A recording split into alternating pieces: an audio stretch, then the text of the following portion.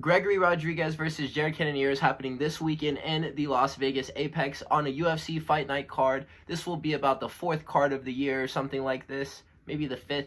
I'm very excited for this one.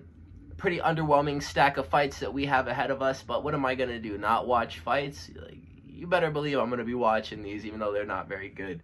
So we're going to start at the very beginning of the prelims. We're going to go all the way up to the main event. I'm going to give my breakdowns and predictions of all of these different fights. So, to start us off, we have Jaqueline Cavalcanti versus Avila. And we start this card with a women fight that I'm actually expecting to be pretty electric. And that's just because Jaqueline Cavalcanti is pretty cool. And I think this is going to be a free win for her because she's just straight up better than Avila. And Avila is a Miesha Tate victim in 2023. And this was Miesha Tate's retirement fight. So she literally fought the worst version of Miesha Tate and still got choked out in the 3rd round by her. So I don't like that for Avila. I don't like that for anyone that would happen to, but it just happened to be her, so I find it very hard to favor her in like most fights, honestly. So Cavalcanti is going to get my vote based off of the fact that she actually is the female Brian Battle. MMA Guru made a joke that she looked like Brian Battle, but she actually kind of fights like him too, which is pretty insane. And I just got done watching her beat up Nora Cornell and Josie and Nunes, which are better fighters than like most women's bantamweights ever get wins over, including Avila. Avila's best win probably doesn't even touch either of those like fights that Cavalcanti won decisively. So I think she's gonna put hands on Avila, and it isn't gonna be a close fight either.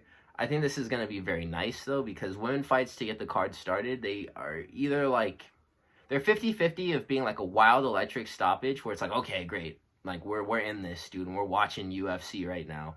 Or it just feels kind of like a chore to get through it. So you never really know what you're going to get. I'm rooting for this one to be an entertaining fight. That Cavalcanti wins by 2nd round TKO. I think she's going to tune up this girl in the 1st round. 2nd round's going to come around. She's going to drop her with something, and she's going to chase the finish on the ground, and that will be curtains. So we're going to move on to Valter Walker versus DonTale Mayes. And shout out DonTale Mayes. I didn't think that you were on the roster still, but it's cool. We get to watch you fight this weekend. So yeah, woo! Anyways, Valter Walker joined the UFC and immediately got locked into an unskippable cutscene with Junior Tafa and Lucas Brzeski, which for all intents and purposes are just feelers to see if you belong in the UFC. And he won both of those fights. I mean, Walker did pass these 2 tests, and now they're putting up against they're putting him on the Shamil Gaziev circuit. So you either just become a bottom feeder heavyweight who just gets knocked out on the prelims by whatever contender they're trying to build, or if you're like a decent contender that they can see actually getting a legitimate ranking in the division, they'll put you through the grinder of, DonTale Mayes will be the first fight. Maybe after this he'll fight a Mo Usman or something like this. Just some silly fights, but it's not for nothing. So I like that they're giving Valter Walker the chance to go through the rankings the same way that they did for Shamil Gaziev. And I don't think that DonTale Mayes is going to win this fight. I think that he's here to lose just because this is the same guy who lost to Rodrigo Nascimento and Augusto Sakai in 2023. He probably gets worked by Valter Walker too. So I think his skill set is actually pretty comparable to Gaziev's, but he stays in better shape, Valter Walker. So not being crazy fat is going to for sure help him as he goes further into heavyweight. And the only thing that is yet to be seen is if that Johnny Walker chin runs in the family. And just based off of the fact that he was he was standing with Junior Tafa, they were trading. He didn't get knocked out, so maybe. But I'm going to lean no. I'm going to say that since this guy is the half-brother, he inherited the mother genes of the actual, chin being there. The first baby, whether it was Johnny Walker or Valter, whoever Johnny Walker's mother is, she has the bad chin genetics. So I think that Valter is going to be okay in this fight. I got Valter walking down this guy, and he's going to drown him. And he's going to sub him, and it's going to be in rounds 2 or 3. Or I could even see him taking home a decision. He's going to win this fight, though, because he's not here to lose this fight. And that's going to take us on to the next one, which is going to be Vince Morales versus Elijah Smith. Vince Morales is someone who we know is beatable, and that's why I picked against him in his fight with Taylor Lapilus in Paris, and he did lose the fight. Otherwise, he pretty much loses all of his fights if he is in a fight with someone who has relatively high skill. So Vince Morales did kind of look decent in his fight with Taylor Lapilus. He didn't go out like a mark-ass sucker in that fight, but But I don't know, because Elijah Smith is the son of a UFC alumni named Gilbert Smith, and his stint in the UFC was spent, getting armbarred in round 1 with a guy named Bubba McDaniel, and then he got cut. I looked at his Tapology, and there was only one UFC fight on there, and he lost horribly, so who even knows, really, what this guy's career was on? They always talk about the fact that his dad was a UFC fighter, too, though, and he trained and fought in MMA, so I don't really know. I watched his fight on the Contender Series. I think that this guy is boring, and is he UFC level? Probably not. And I think that he's just gonna try to smudge in this fight, and he's just gonna get knocked out. Or Vince Morales subs this guy, or he even subs Vince Morales low key. Because whenever he was fighting on the Contender Series, it was just a really boring smudge grappling match. But he had control to the point where he couldn't get hurt. So I don't know if a submission could be presented through one of these sequences if Vince Morales isn't trying to keep himself safe. But Elijah Smith couldn't even sub a guy for a contract, And that guy was almost guaranteed to be worse than Vince Morales because he wasn't even in the UFC. So I think he goes to sleep, bro. Round 1 KO for Vince Morales. The next fight that we're going to talk about is going to be Gabriel Bonfim versus Kalinn Chaos Williams. And I will say, this is kind of a toss-up, because Bonfim, Ismael, and Gabriel are both not the best to me. Though I believe Gabriel is the better one, since Ismael went to a close decision in his last fight with Vince Pichel, who is a geriatric old man. So I think that his hype is done. Even though he did get a crazy knockout over Terrence McKinney and won a couple other fights after that, Ismael Bonfim is a fraud. I think he's fighting up this card. I don't know I forgot what I wrote. So we'll see what I said at that time whenever we get to it. But I don't really like those guys, and I kind of have it out for him. Gabriel's only loss, though, is to Nicholas Dalby in round 2, where he was KO'd. And honestly, this makes me want to favor Chaos Williams to win, just because the knockout threat from Dalby isn't crazy high, and he's still found a finish. Chaos Williams has crazy hands on him. So he could knock out Gabriel Bonfim the same way that Dalby was able to.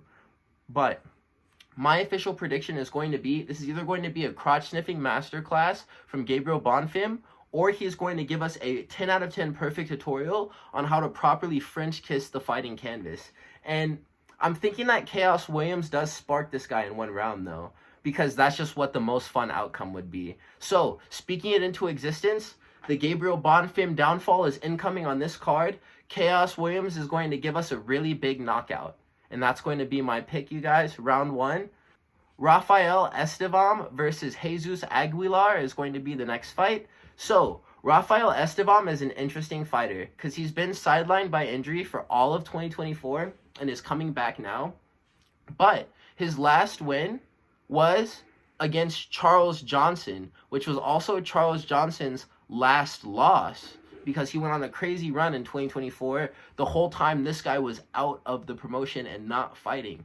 So I'd wager to say that Charles Johnson wasn't a significantly worse fighter than he is now before he hit this 5th gear in his career.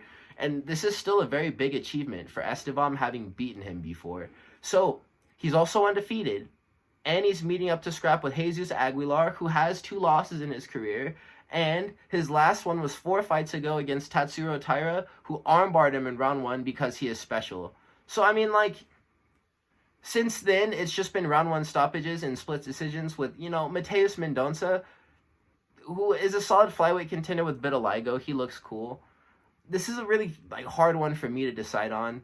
I think that the fact that Jesus Aguilar has been active is something that I'm going to weigh more in importance than the fact that Rafael Estevam has beaten Charles Johnson before. He may come back and look like the Terminator robot, but Jesus Aguilar isn't going to be battling ring rust and fighting with himself to be I should punch now.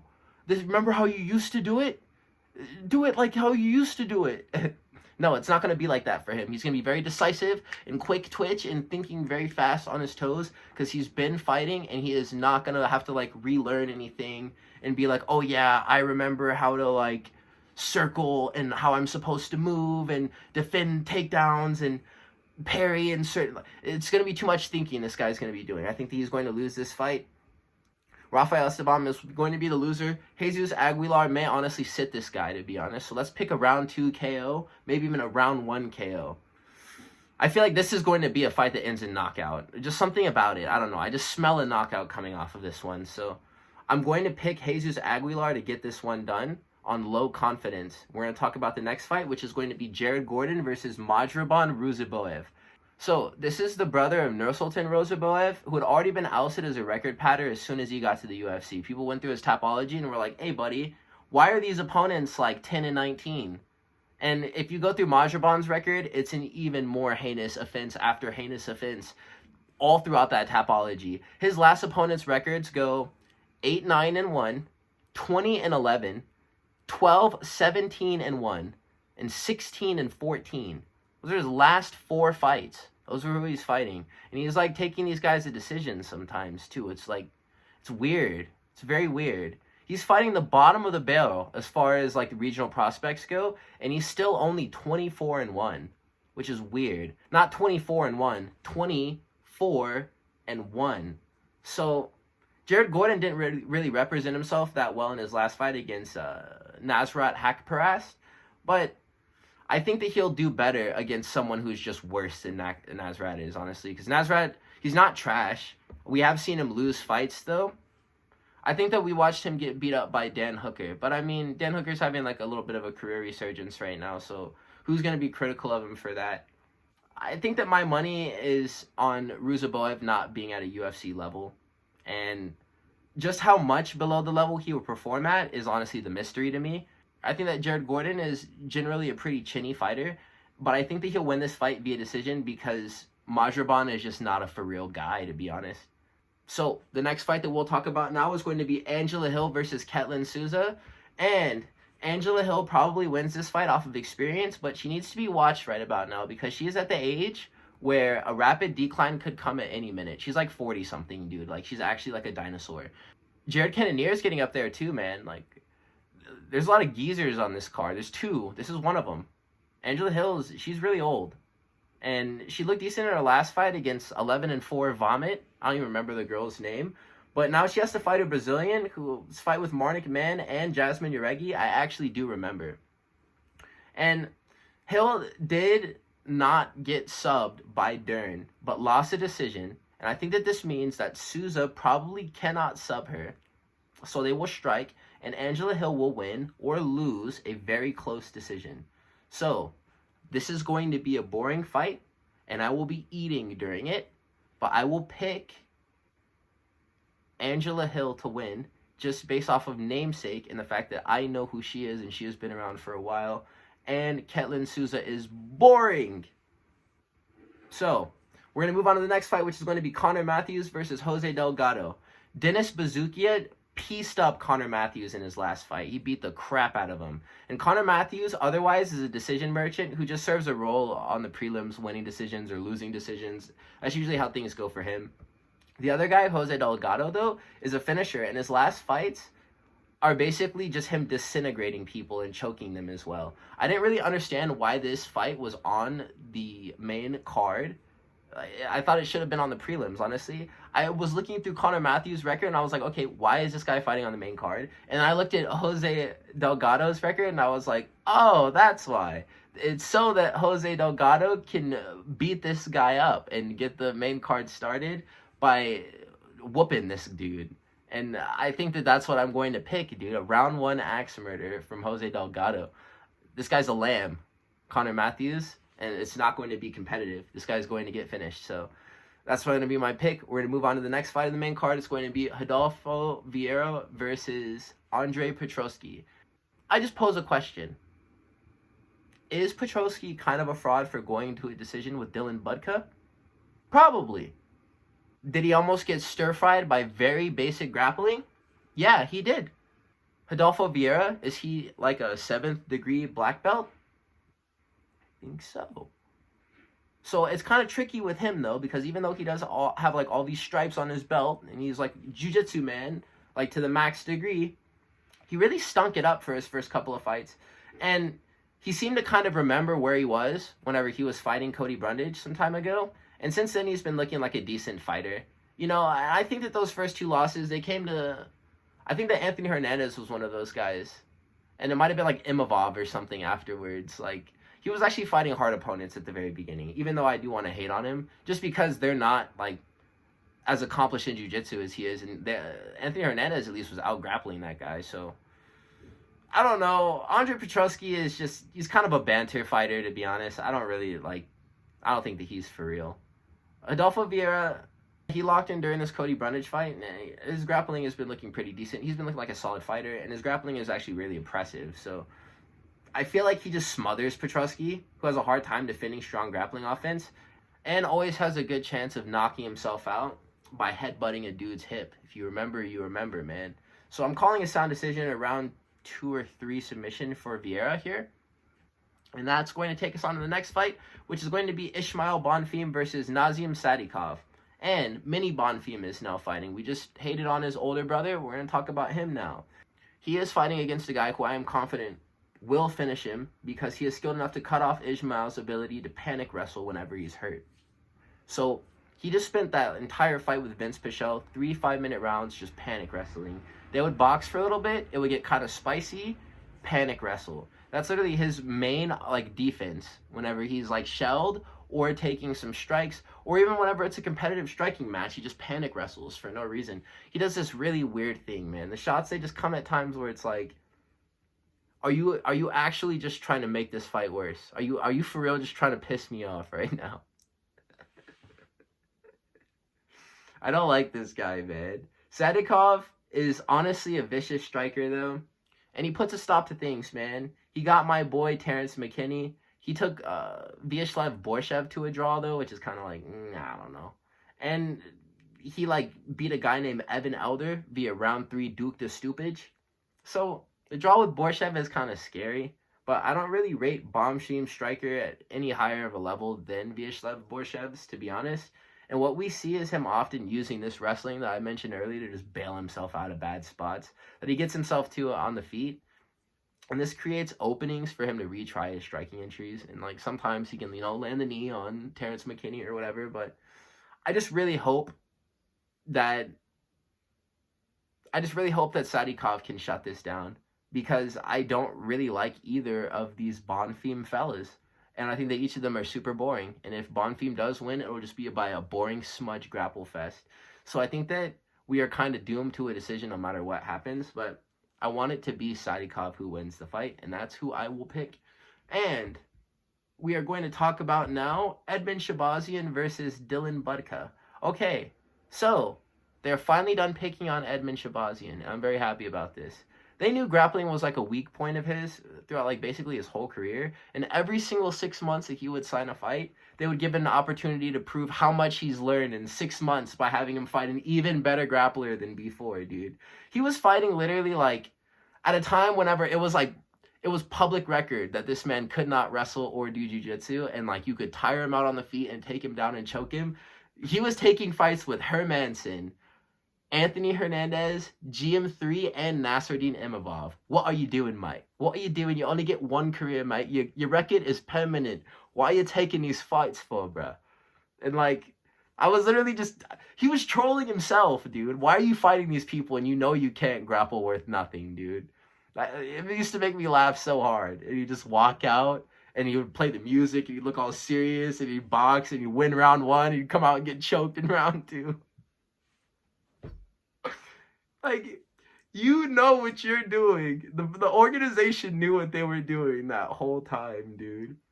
And I'm glad that they're finished with it, honestly. But Budka will not shoot. That's the reason why I think that they're finished with, like, this hard scheduling for him.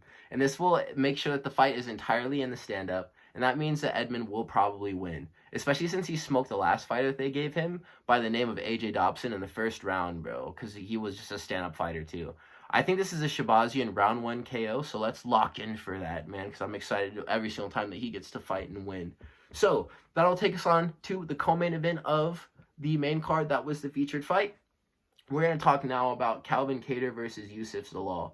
So the Moroccan Devil solos here. And we all know... everyone who is tapped in, at least, we all know that this fight is going to be a one-sided beatdown, that Yousseff Zalal is going to landslide Cavalcanti in. Kattar has honestly really fallen off a cliff in the last couple of years, and he may be one of the most inactive fighters in the cage that the roster has. But the thing that's strange about his inactivity whenever he's fighting is that he does nothing for extended periods of time while standing in close, like in the phone booth, with his opponent. Like, they can't just hit him or take him down, dude. All Aljo really had to do that whole fight against Calvin Kattar would just kind of like reach down to Calvin Kattar's hips, because he was always just right there, but seemingly never really ready to defend a shot. And that goes for like boxing combinations as well, because it was the same story with Max Holloway, even though Max is a puzzle that is kind of hard and would shut a lot of fighters down. So he just kind of stands there is what I'm trying to say. And this makes me believe that Yousseff Zalal does punish him, because I was just talking about how Max Holloway is a tricky puzzle. Yousseff Zalal is too, man. And I think that he's going to punish Calvin Kattar, and he's going to beat him badly to a decision where it's either an absolute masterclass that puts Yousseff Zalal on the map through just the fact that he just damaged Calvin Kattar so much, or he's going to finish him, man. Like, Yousseff Zalal is not playing games, dude. This guy went short notice to a decision with Ilia Topuria, man. And that was Top Toro's debut, and it was a short notice, but, like, that still happened, man. And Zalal has been doing nothing but performing at a high level since then. And I think he beats up Kattar, and that it isn't close.